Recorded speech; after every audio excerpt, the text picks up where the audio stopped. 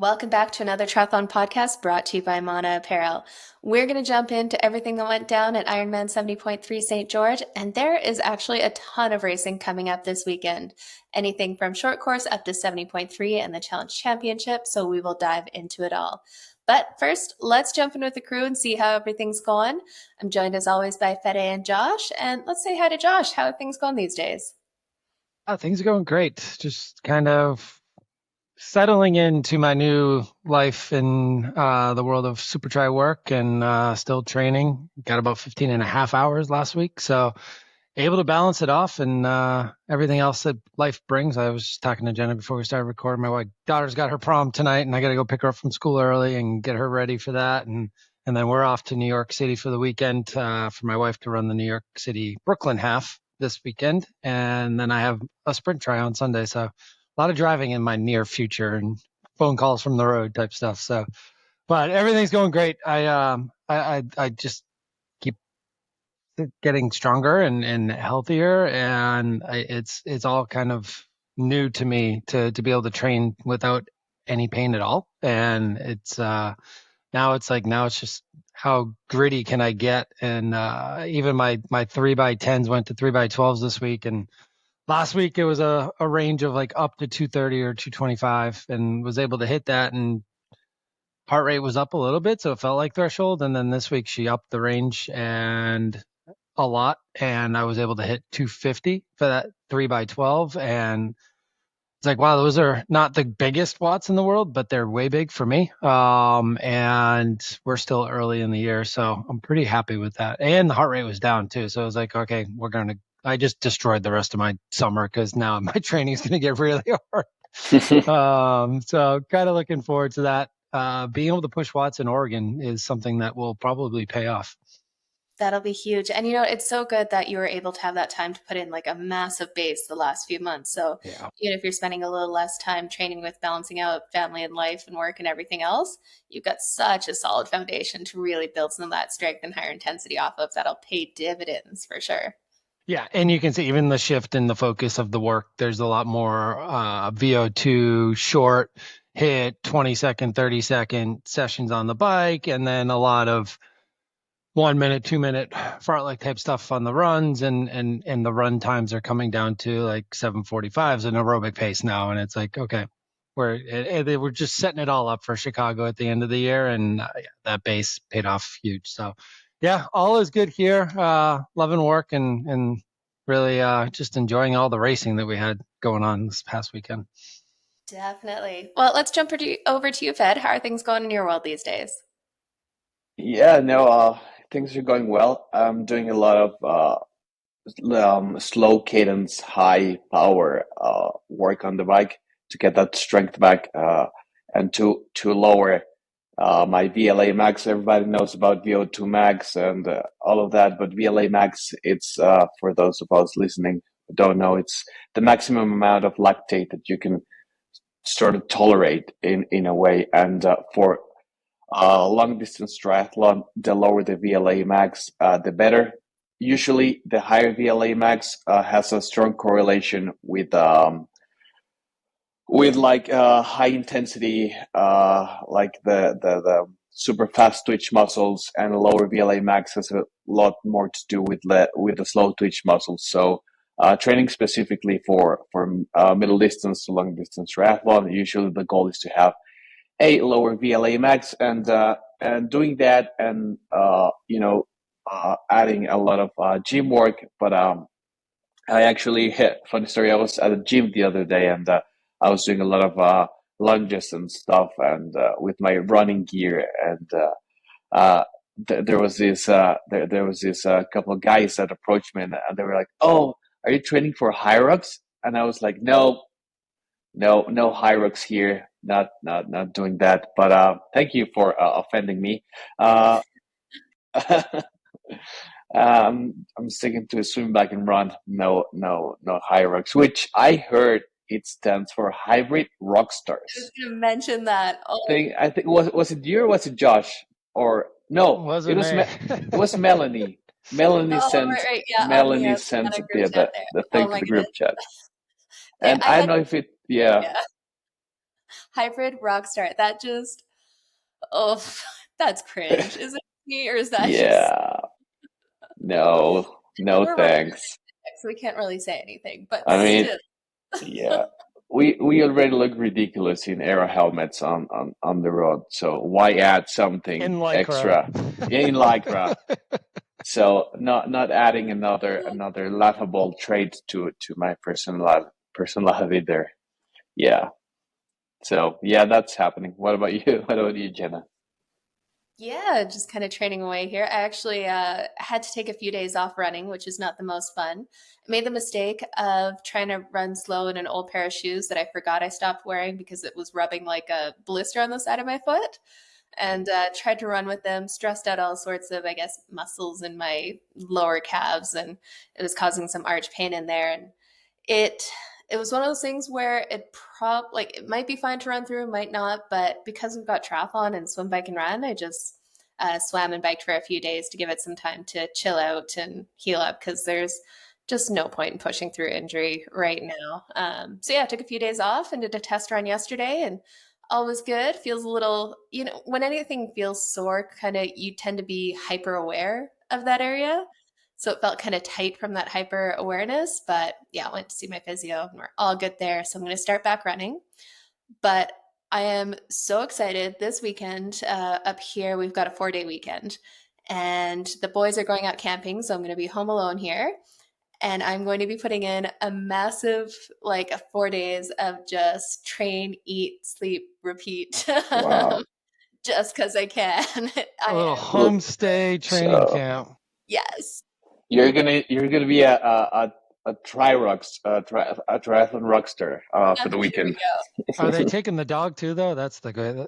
Not taking the dogs. They will still do socks and stuff. But man, that's the reason the pros go so much faster is when you take out Uh, the life stress, the everything else, all the day-to-day things you have to do between work and family and all that fun stuff. Like just being able to train and then sit down and eat, that is yeah, massive. So yeah.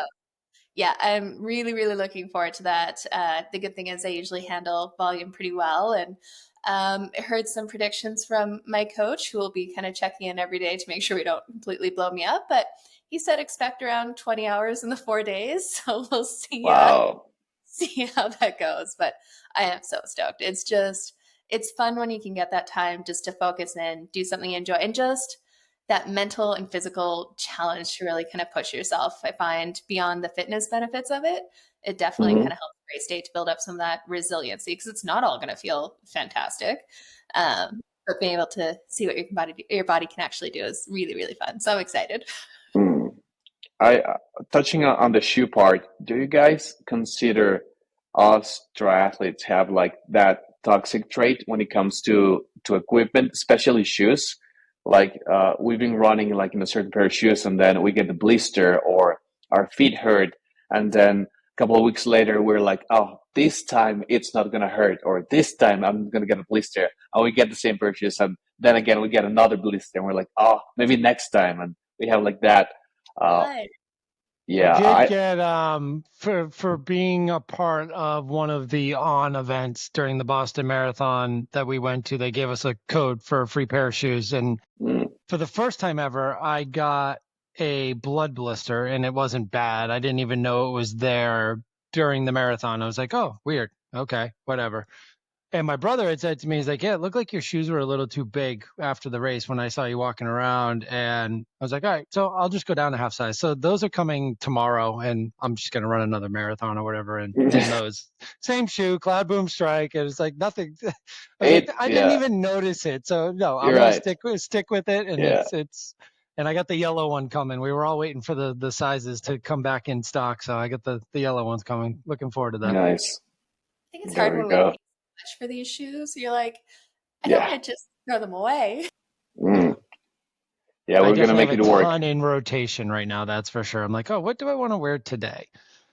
Yeah, that's definitely the ideal. If you have a few pairs that you can put through the rotation so that you're not just ingraining the wear in one pair of shoes, constantly have some variety and change up that foot pattern a little bit just to make sure you have a little bit more of that robustness of, each shoe will have your foot and ankle and everything move a little bit differently. But Yeah.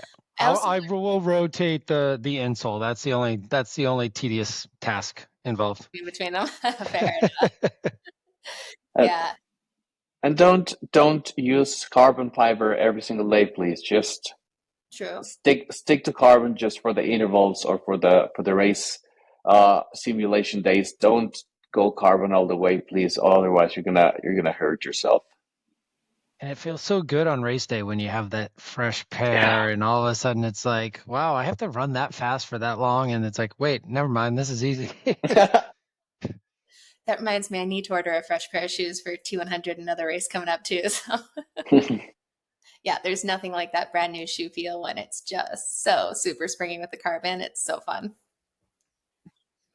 Yeah, and that just kind of cruising towards T100 in Vancouver coming up next month, and then going to be doing back-to-back race weekends, which I haven't done in a while. Going to go do T100 in Vancouver, and then head down to San Diego to do the San Diego International Triathlon, I think down there, which is kind of like an Olympic distance, but with a shorter swim. So, you know, yeah, that's how I go. Yes. And then, yeah, heading straight from San Diego, be heading over with the Mana crew to the training camp in Boulder a couple days later. So, yeah, getting some solid training for the next 3 weeks, and then it's race, camp, back to training. Awesome. Yeah, can't wait. If you guys haven't checked it out already, definitely go check out the Mana Apparel Training Camp. We've got it going on from June 25th to 29th, 5 days of training, geeking out on triathlon. We've got about 33 people, I think. I was going to say, there's a lot of people signed up. Man, it's getting really hard not to fit that in somehow. You know you want to. Yeah, so it's going to be great just to kind of go out there, geek out. We're going to have pro athletes Matt Sharp and Rachel Olson coming out to do some talks and give us some information that'll help your race day and training. And then at the end of the day, we've got a number of coaches coming out, and we're going to break everyone out into different pace groups so that you can find a group that is at your level. So a lot of the times we get the question, am I fast enough? And the answer is absolutely yes. Here I've got one of the athletes I coach, just did her first ever triathlon. She's coming out, to other ones who are chasing Kona podiums kind of thing. So we definitely cater to everyone. So don't be intimidated. Send us a DM if you have any questions on it, or just head over to manaapparel.com and check out the community and camp section there to find out more. But yeah, it's going to be a blast. I love training in Boulder. It's so pretty up there with the mountains. Let's dive into, there was some hilly bike riding this weekend with Ironman 70.3 St. George. That Snow Canyon climb is definitely iconic. Fede, why don't you tell us a little bit about what happened race day here? Yeah, so for our listeners, we had the last iteration of Ironman 70.3 St. George. And, air quotes for those of you who cannot watch this on YouTube. Last. Yes, because I mean, it's an iconic race, and I don't know why it's going away. I think the town of St. George loves hosting the event, and Ironman it loves that event. I don't know why. Maybe it's coming back next year. We'll see. But yeah, in the meantime, it was the last version of it, and we had an amazing race on the men's side and on the women's side, and yeah, it was like St. George delivered. It was warm but not boiling. It was just a perfect day for racing. It wasn't too windy. It was just awesome. And let's start on the girls' side. We had Paula Findlay. So Jenna won that one. I think. Well, we're leaving all the Canadians to you, so take that with a grain of salt. I think that was I heard it was like the 5th or 6th time that the two of them have been on the top step together. Yeah, something Paula, like that. They just, time after time, they're on the start list and going for them. Yeah, it was crazy. And she was, to me, it looked like she was comfortable for the entire race. Like oftentimes we see Paula riding away from everyone, and this time she was riding with Pamela Oliveira from Brazil, and she didn't look she wasn't panicking. Lopes. Oh, Victoria Lopes, sorry. Yeah. Victoria Lopes. She wasn't panicking. She was right there with her, and I wanted to touch on something. When they got off the bike and they started running, Victoria just took off, and she was like, she was sprinting, and she said something to Paula, and then Paula was like, "Oh, okay," and like nobody said what she said to Paula, but to me it was like, "Hey, don't worry about it. I'm sprinting, but I'm not gonna finish the race. Just take it easy." And to me, that was like a good sportsmanship moment because she couldn't she could have like just stay quiet and make Paula guess and chase her, and Paula then would have had to react, and she didn't. So she exactly said she definitely told her what the plan was. exactly. So to me, that was like kudos on Victoria, and that was great sportsmanship. And yeah, she didn't finish the race because she hadn't been running for a while, and this was her first race back from a running injury. So yeah, great sportsmanship moment there on the women's race, and then yeah, Paula took the win very comfortably, I won't say, but she had to push because she had Daniel Lewis coming from behind, and she was running fairly quick. But you know that the strength on the bike that Paula has, I think it's on another level, especially on the Ironman distance, and especially on a course like St. George.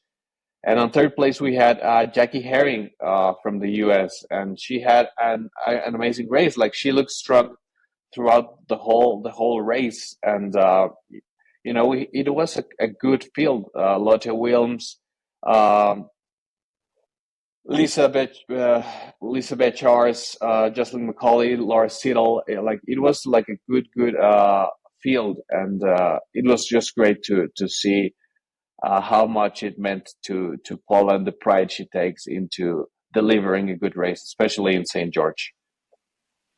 Yes, there was a bit of it's been stirring up some debates and discussions with Victoria Lopez's race here in St. George, where some people are coming back saying, is it really fair for a pro athlete to go into a race knowing she's not going to do the run? So it sounds like she Mm. had a stress fracture going in that she's kind of recovering from and went into the race thinking I'll just do a swim and bike and then call it on the run so that I don't injure it further. And the debate is kind of, should you be at the front of the race taking the media attention and affecting the outcome of the race if you know you're not going to run, or not? But I think it's such a tough discussion because sometimes you got to give yourself that chance. Like it could have been a case of where she went out there, did the swim, did the bike, didn't know if she was going to run or not, and just kind of see how the foot or the injury feels on the day. Like give yourself that chance to perform. What do you guys think? Do you think that an athlete should go into this race as a professional knowing that they're not going to finish it or not planning to finish it? I mean, it could go both ways because I mean, it is a huge stimulus and training impact that you get out of it, and getting that extra race. And I think Victoria Lopez is on the threshold of going to that next level too, from Mm. being a front pack swimmer to an okay biker and runner. Now that bike has taken it to the next level. And yes, we all knew you can bike a lot harder when you know you're only running 1K, but from all sounds of it, is her bike has come a long way too. So, and she's a short course athlete making the jump up to 70.3. But with that said, I would still say I've known a ton of athletes that have done just what you've said, Jenna, is just they've gone into the run hoping to finish. And hey, maybe we have a good day, maybe we don't, but we're going to at least try and finish. She went into this knowing she was going to run 1K. And there was never a plan of trying to finish. And that's the part that I would have a second thought about. I mean, if you're gonna like at least try and attempt, she knew when she came out of T2 that she wasn't going far. Like she immediately went up to Paula and was like, what the heck's going on here? And as a viewer, you didn't know until she literally pulled off the side of the course and let Paula go. And I was like, wait, Paula's catching her. Oh wait, she must have slowed down. Oh no, and then you realize she's jumping off the course. But at least try and attempt. Like she could have walked it in and almost finished in the top 5 probably. At that point, they were so far ahead. But I don't know. It's difficult. I think I'm on the side of, if you're gonna start, you have to at least attempt to finish in your Yeah, mind. no, I I it's tough because for a lot of these athletes, they take a lot of pride into being fit and race ready and ready to perform. And I think for her, it was a case of let's see if I can ride with Paula. Like I think that was the goal of the race because she's an amazing swimmer, so she was going to be up there. But I think she wanted to see if she had the bike legs to go with Paula, and then just run okay because yeah, she's coming back from injury, like you said, Jenna, stress fracture.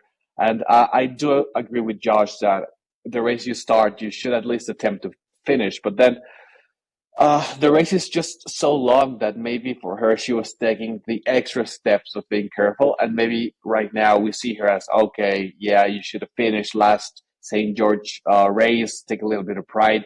But then again, uh, it's like, okay, you need to protect yourself. You're an athlete and you want to be doing this for a while. You're just coming up from short course. So I respect her for the decision she made, and hopefully she can bring this sort of bike strength once she's run fit.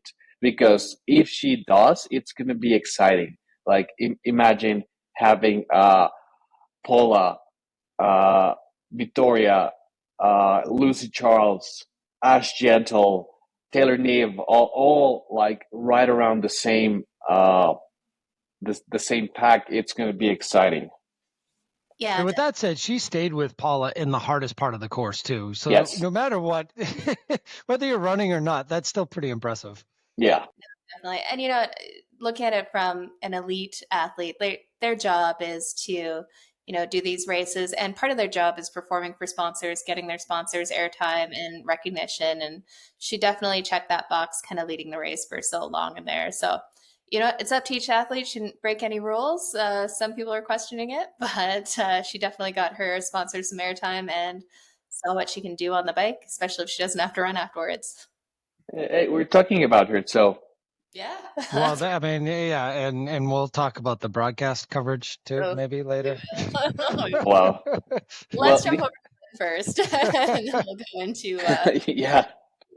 Let's jump over the men's, and yeah, we had a stacked field. We had Magnus Ditlev, Lionel Sanders, Sam Long, Jake Vertwistle, Jackson Laundrie, Matt Hansen, Mark Dubrick. It was just stacked field, and I think everybody wanted to win this last 70.3 St. George race.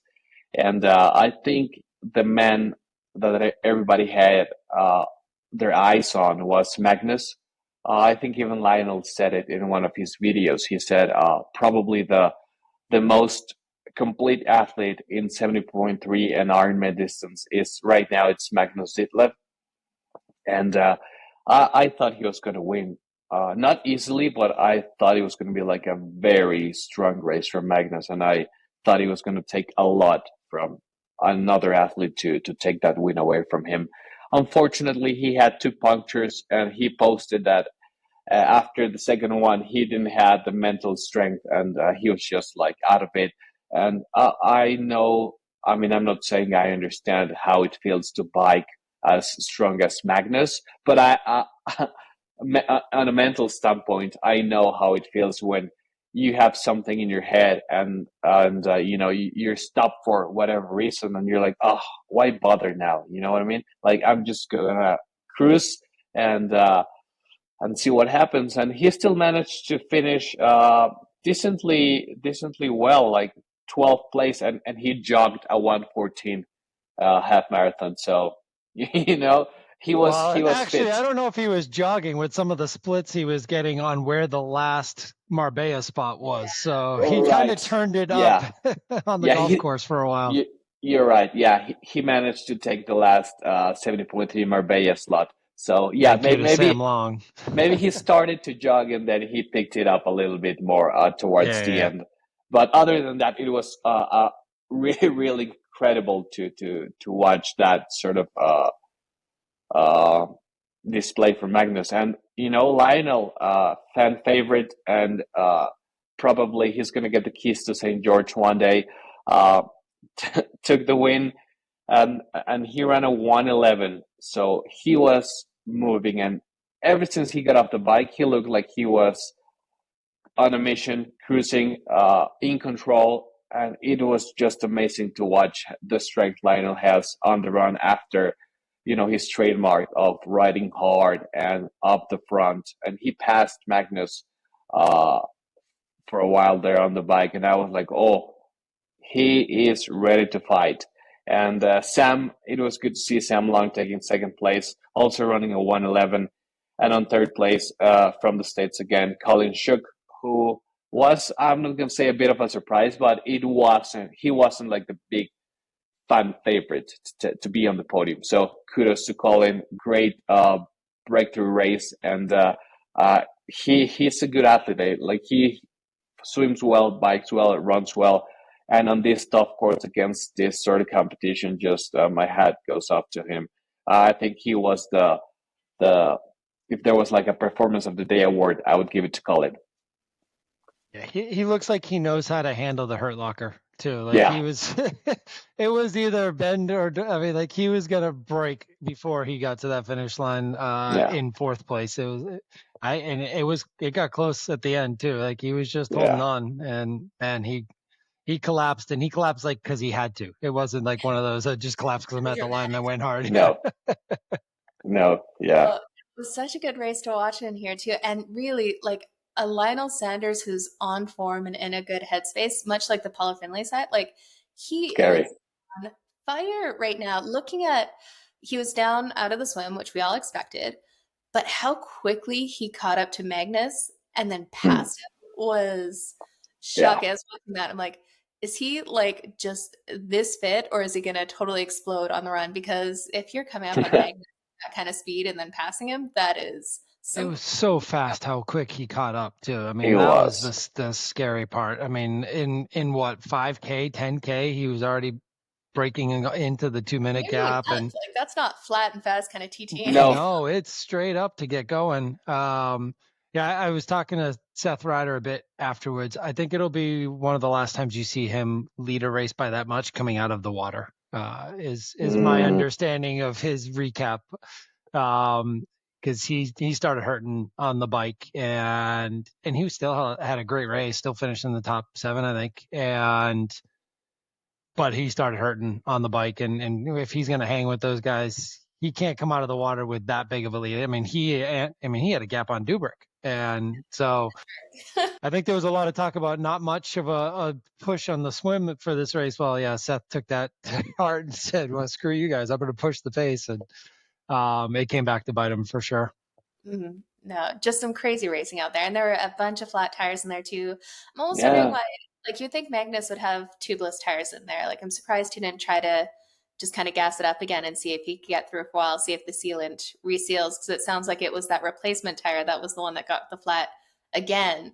You just see like these meticulously aero bikes. Like, Magnus spends the time, the money, everything to make sure he's as aero as possible.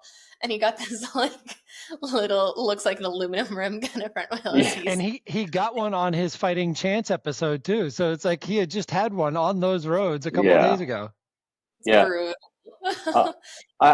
I think that was, the tech support of Ironman needs to adapt and have the right tools to fix a tubeless flat, because I think they only have like tubes and CO2s, and that's it. I think that's why he changed rims, and obviously after the second one on a rim that wasn't his, maybe it played a little bit in his mind. Oh, I'm losing so much aerodynamics here and rolling resistance, and this feels like riding on gator skins, blah blah blah blah blah.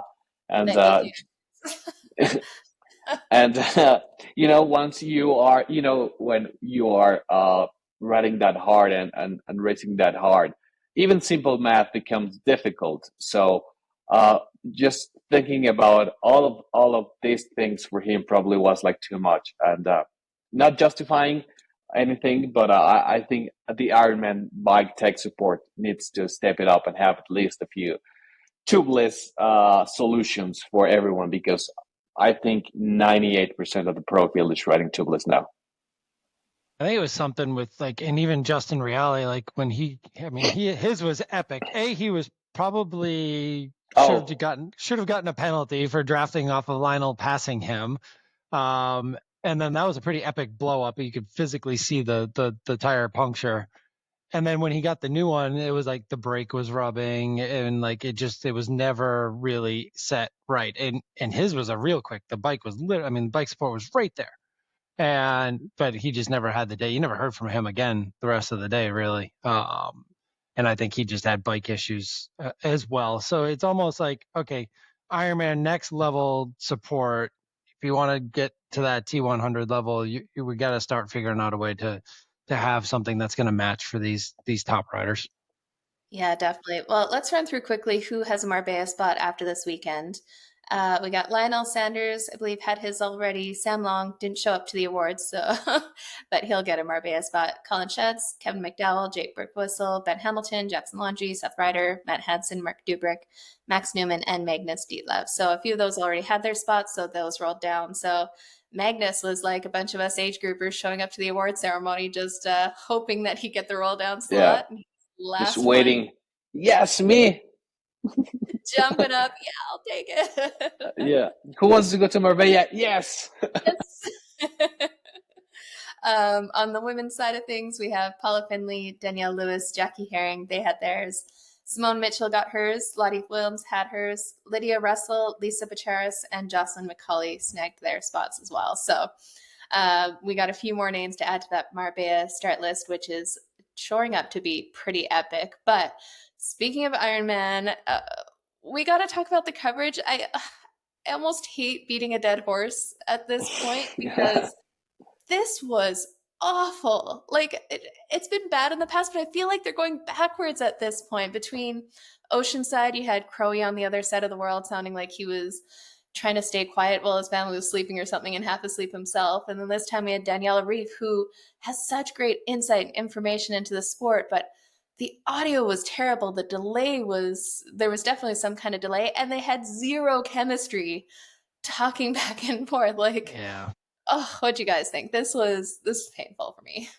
And you're exactly right. I mean, she earned her right to be on future broadcasts. I think she's a great addition, but I think someone on another podcast had said this, probably on Pro Tri News Summit, but get her better equipment. Like, just send her stuff. Yes. Get her ready. Get them ready. Give them media kits. Like, get them, like, you should know what the athletes are wearing. Like, get a picture of the athletes in their gear. You have them. You have them.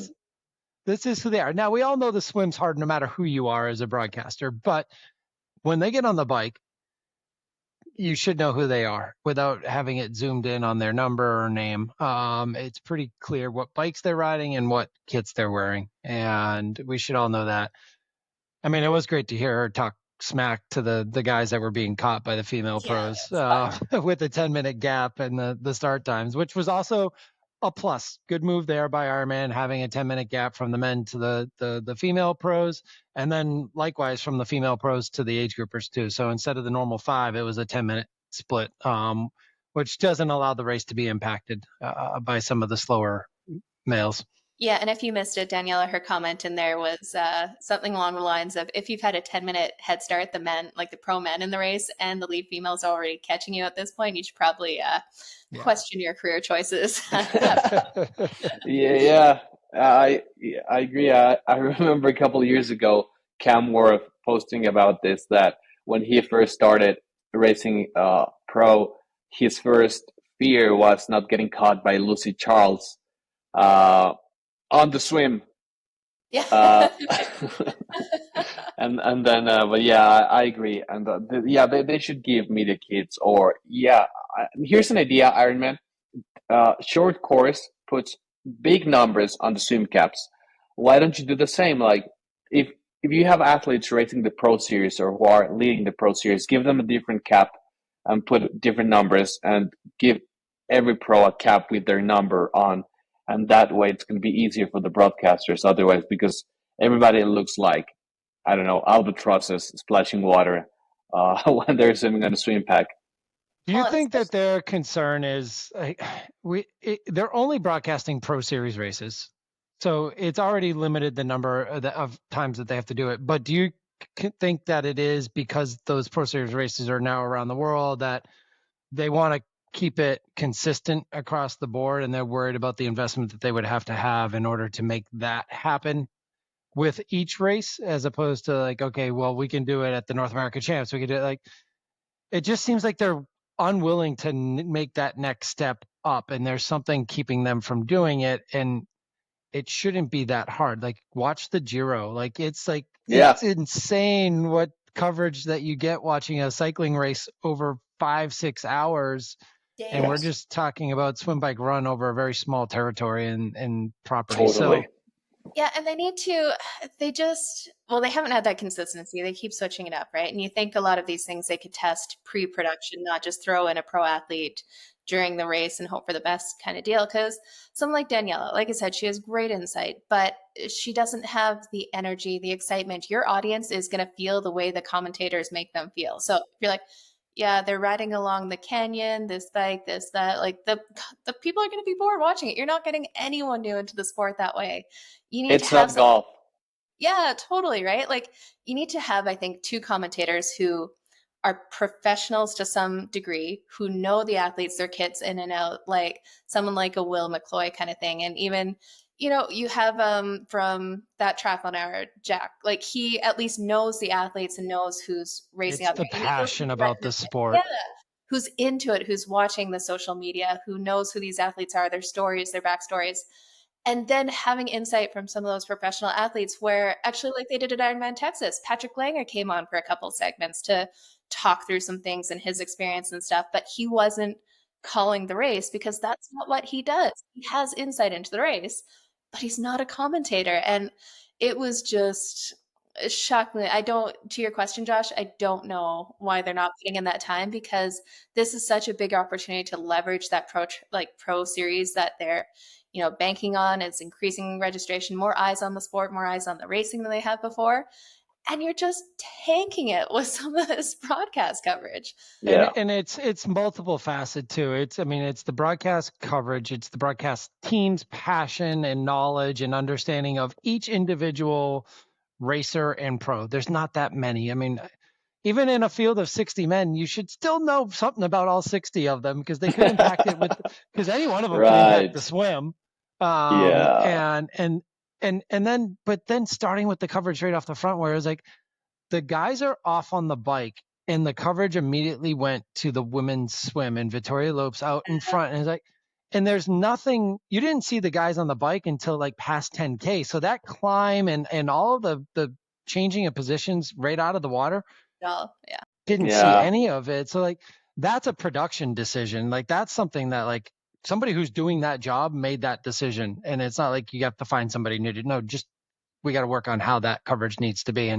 And yes, I get the balance between the two, but that's where the split screen and the quad screens and all this other stuff can come in play. The technology's there. Just invest in it a little bit because the only way you're going to continue to hold on to the eyes you're putting on the sport is by putting out a product that they want to watch.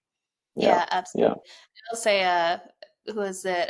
Pat, Lionel, and Magnus's agent didn't help anyone with the broadcast with Magnus and Lionel wearing the same kits, the same helmets. It was like one That guy was in pretty white with a funny. feet helmet passing another guy in white with the feet helmet.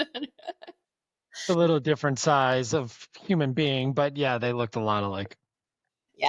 So hopefully they'll take a step back and kind of look at this broadcast piece because I really, I used to think WTCS was kind of the worst at times, but between Mm, WTCS, 100, Super Tri, everything, Ironman is just miles behind in the commentary. yeah, Not to say the ones are perfect, but this was bad. Yeah, watching Chengdu, it was hard, but it was a lot easier to watch and you knew what was going on. And yes, they're way shorter races, but it was still like, can you show me this part of the race? Why are you showing me a guy who's 5K behind in a 10K race?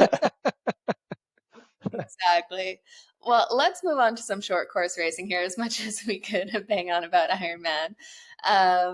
We have got, let me pull it up here. We got WTCS racing coming up this weekend in Yokohama. So this year, the racing's going to look a little bit different on the WTCS series because there are no Olympic points at this point. You have a bunch of the big name athletes are off doing other endeavors because it really doesn't affect their Olympic rankings at this point, like Alex E running the marathon, and unfortunately Hayden Wild is out, but he was doing the T100. And so this year we're going to see some different start lists, which could be good and bad. I mean, we won't have an Alex and Hayden Wild off the front and just we know who's going to win. It's definitely going to mix it up a little bit more than we've seen in the past. But let's jump in. Some of the top names here that we have for the pro women. Not to say that these are weak by any means. No, we still have good fields. Absolutely. And this is a great opportunity for athletes to showcase their, Olympic aspirations, because it's usually the year after the Olympics that a lot of younger athletes get a chance to be in these bigger races and like Yokohama, Abu Dhabi, blah, blah. And then it's also, like you said, Jenna, a great opportunity for the already established athletes to jump into something they want to do for fun, like running the marathon or trying 70.3 or a travel races. So yes, there are no Olympic points, but it adds an element of surprise when it comes to who's doing what, and it's exciting even for the athletes because they have a bit more freedom, so to speak, than chasing Olympic points and worrying about, Josh is doing this race and he has 3 points ahead, I need to go to that race as well. It's definitely interesting, and but yeah, we're going to see a lot of new names. Smaller field sizes too, so that'll impact the chase packs and things like that, and even the swim. Yeah, if you don't know, usually federations and athletes are kind of struggling to get on wait lists for a lot of these events during the Olympic cycle just to get the chance to race on the WTCS series. And I believe we still have a few open spots in some of these races just because so many athletes are doing other things. But run down some of the familiar names that you'll know from the race. On the women's side, we've got athletes like Lisa Turch, Leona Perio, Jean Lahair. We got, let's see here, Taylor Spivey, Emily Legault, Alice Beto. Gwen Jorgensen will be out there, Cassandra Bogran, Beth Potter. So it's definitely not lacking in talent at the top end and all the way down the field. Yeah. Can anyone see Cassandra Bogran being beaten in this field? What do you guys think? Yeah, it's crazy. I'm curious to see how like Gwen Jorgensen goes. She's been on an upward trajectory for a while. And then Taylor Spivey, she's always so strong. She kind of did a little bit of a pivot trying some of the T100 series. Curious to see how she kind of comes out there, or if we'll have some more German domination at the top, because we've definitely seen that. Beth Potter's in the field too, right? Yeah, she's in there. So I just think Cassandra just seems like her training's been pretty dialed in. We'll see how the new relationship and just kind of like that clear head and happiness feeds into it too. Like if she shows up and is just enjoying racing again, it's like she always seems so serious. And now you're kind of seeing a different side of her again. And that could be scary for the rest of the field. Absolutely.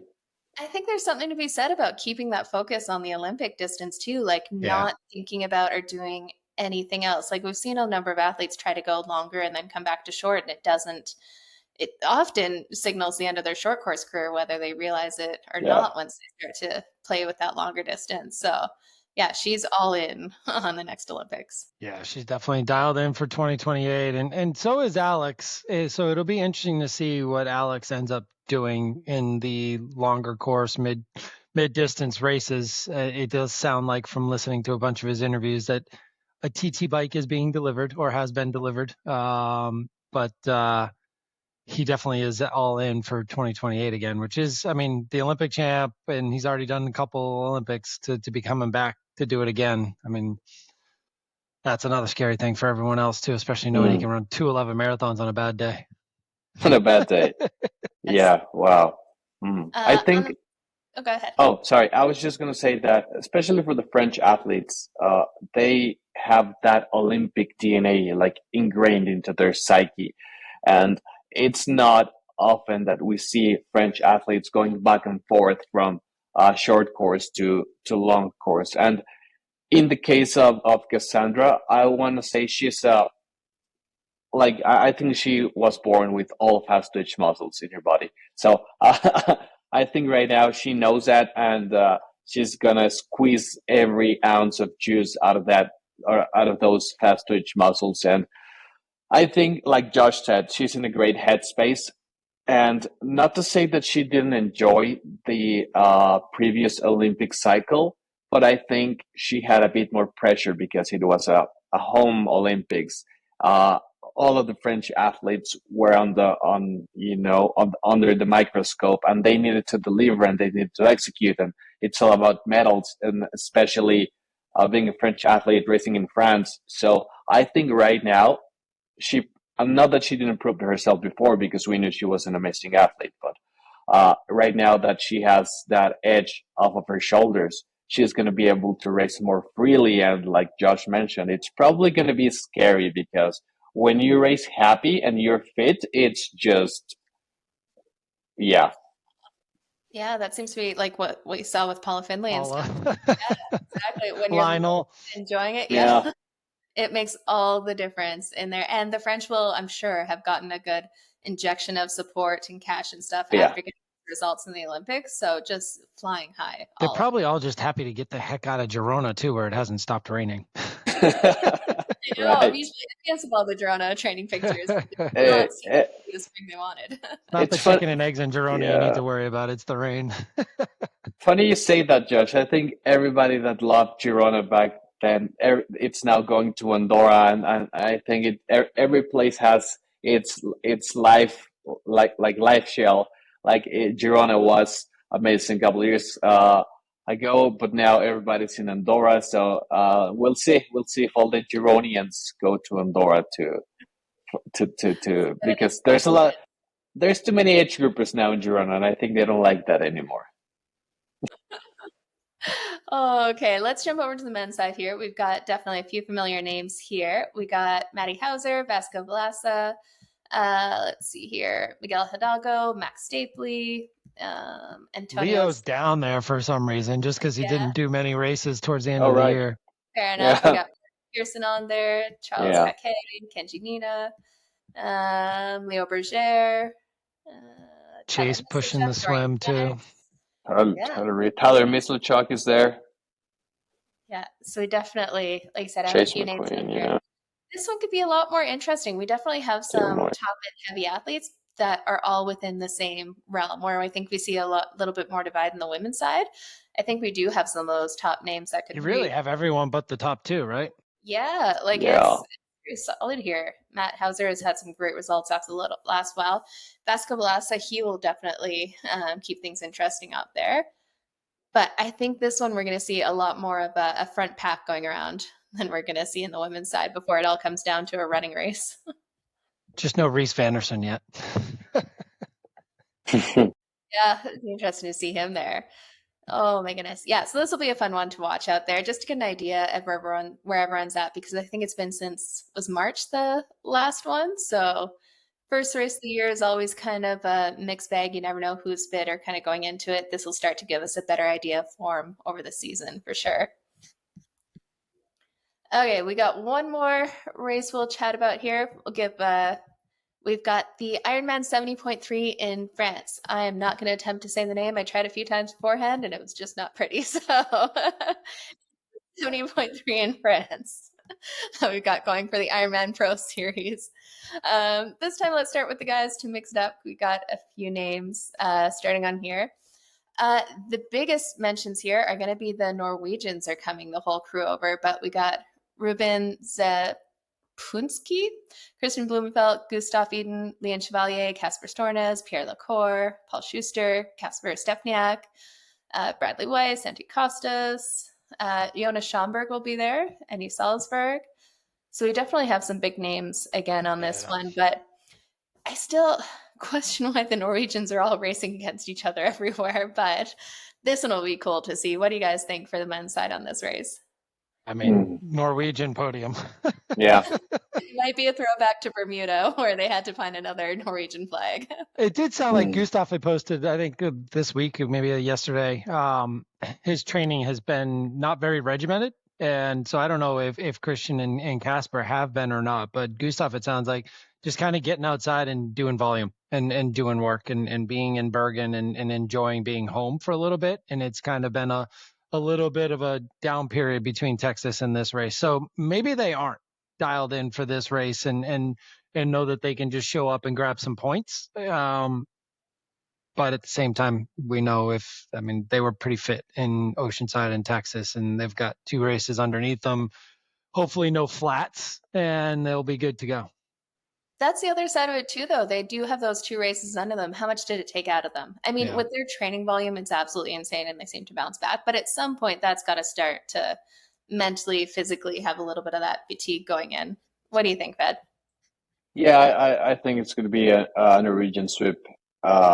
We're going to see Bermuda back in 2017 or 18, I think it was, when they swept the podium in Bermuda. And I think in their minds they're like, yeah, we're only going to be racing each other all the time because we want to race against the best, and they think they are the best, and they've proven that they are on the forefront of the sport. So I think they go like this: if I beat you, I'm probably gonna beat 99% of the triathletes out there. So I think that's why they're racing each other all the time.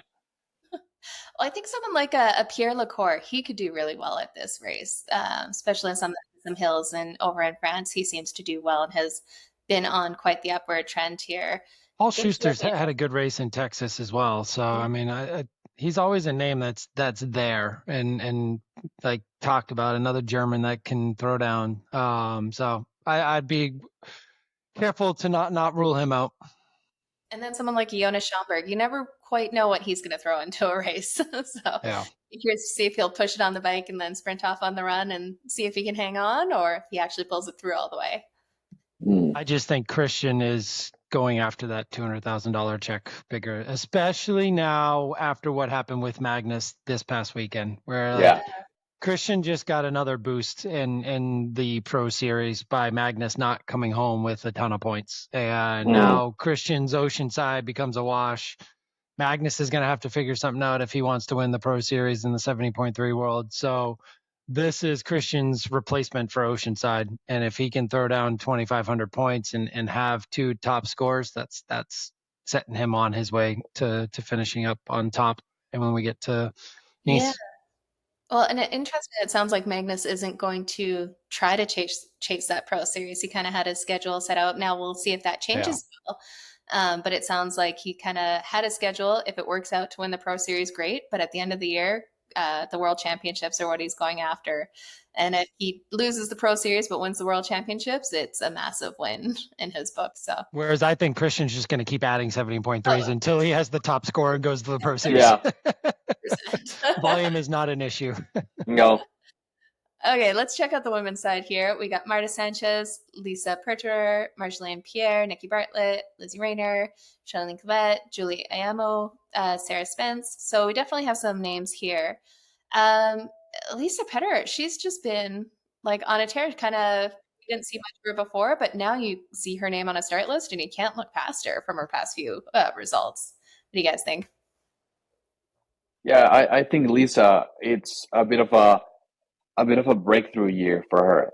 I think she's been on a roll lately, and she's been on the middle distance, long distance scene for a while now. But I think something clicked in this off season, and now she's racing.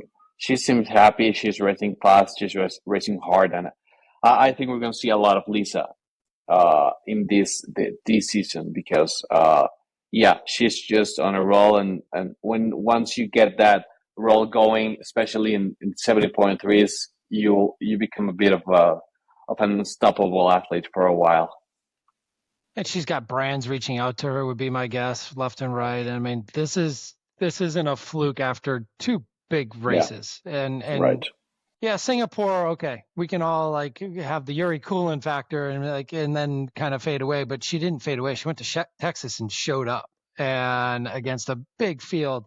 So I think she's on one this year, and she's going to continue to perform well until she doesn't. And right now, there's no reason to believe she's not going to keep rolling. Yeah, definitely. I'd be curious to see someone like a Marjolaine Pierre at home in Yeah. France and stuff. We can definitely see her mix it up, and she has the best hair running along too. We'll let you take care of that one. No comment. Oh man, and then yeah, Nikki Bartlett. So it could be an interesting race there. Definitely curious to see how it goes out, and who will get more points on the Pro Series rankings. And then the other race we'll give a quick shout out going on this weekend is Ironman 70.3 in Chattanooga. Josh was mentioning beforehand that there might not be a swim because they've had some massive rainfall and some runoff into the water, which that swim is always fast regardless, but you add some rain to it and not safe. So might be a triathlon style race with a time trial start. But on the men's side, we've got kind of the continuation of all the North American pros here.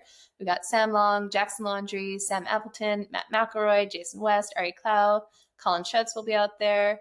So I'll be curious to see how everyone kind of backs it up after just racing in St. George. What do you guys think? It kind of gives Ari Clow and some of the others. Jason West, just the first race of the year for him after having the baby and coming back from the injury. So kind of scary to see what kind of shape Jason West is in. I think that's the X factor for this race. We know Ari Clow had a pretty decent Oceanside and hasn't raced since. So again, another full training block, whereas everyone else was on the same train or same airplane from St. George to Chattanooga. Yeah. So and see how they back up a pretty hard day in St. George with the heat and everything kind of picking up towards the end of the pro race. Yeah, it'll be interesting without the swim. It's a tough one to call. I think Sam Long's just kind of going to run away with it again, like he did in the full distance last year. He's pissed off at the way his race went in St. George, to say the least, because he was apparently given false information about the splits to him and Lionel. Ooh. And so he was like, he thought he was 30 seconds down and he was actually like 2 minutes down. And then it was like the same thing. So when he realized he needed to go, it was probably too late. And I mean, he still had a pretty decent bike split. He had a great run. So I think execution wise, you're going to see Sam just go. And especially in a time trial start, you just don't know anyways. You just got to go. And he's done one of these recently on that course, half the distance. So yeah, I think it's Sam's day. And then it'll be interesting to see the Matt McElroys and others who didn't have the greatest day in St. George. Like Matt's probably a little fresh because he had a lighter bike, still crazy 109 half marathon run, but did he have the fastest run there? He had the fastest run in St. George, but he also had the slowest T2. And straight up said he slow pushed the watts like in the low 200s, mid 200s on the bike because he was cramping so bad. But a 109 is still a 109. And yeah, if he's in it coming off the bike, that run is deadly. I think Ari Clow, same thing. If he has a good bike, his run is getting up there and is at the top of the game. Yeah, and I think we have that duathlon style race. I think Sam is gonna have also like a tough time because we have like incredible runners like you just mentioned, Josh and Jenna, and it's not gonna be like just a walk in the park for Sam if it's just a duathlon. There's a lot of athletes that are gonna be happy if there's no swim.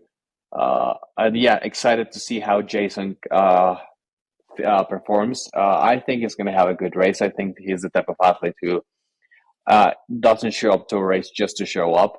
I think he's fit and I think he's ready and he has that strength. So we'll see. Talk about being in a good mindset. Right. Yeah, definitely.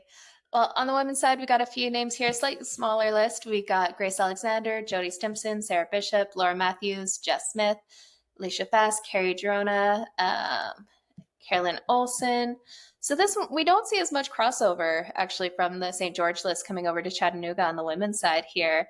So this one is definitely a lot more wide open, it feels like. I think Grace is set to take this one. She's in a good spot right now too, and just seems like her training's been right there, and her racing's kind of picking up. So she's my pick for that one. Yeah, definitely. I don't know if we'll see any coverage of this race. I think it's just going to be on the tracker because it's not one of those Ironman Pro Series. So The difference sometimes isn't that massive either way, but definitely along the tracker. I still don't think Sam Long's going to take his Marbella spot, though, because if you look at I think I looked at this afterwards and like, why didn't he go? It's the T100. And Dubai is like a week later. They're like a week apart. Is Marbella and T100 Dubai, I think, are a week apart.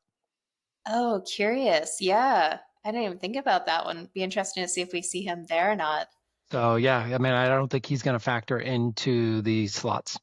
Slot allocation.